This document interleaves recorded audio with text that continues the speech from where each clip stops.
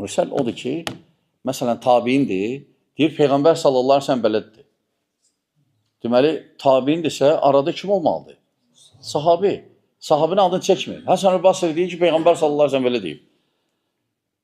Amma tutaq ki, Əbu Hüreyrədən eşitmiş, Əbu Hüreyrənin adı çəkmir. Mürsəl odur. Arada bir nəfəri tərk eləyib. Yaxşı birdən mürsəl zəifin növlərindəndir.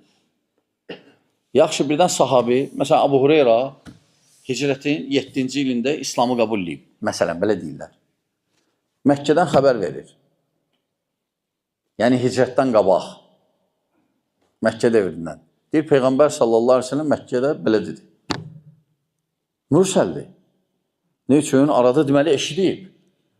Adam var. Lakin sahabinin mürsəli səhihdir. Sahabinin mürsəli səhihdir. Əsas nədə baxırıq? Tabinlər. Tabinlər əgər çəkməsə adın, sahabinin onun da öz şərhi var. Bəzi mürsəllər tabinlərin qəbuldur. Bəzi.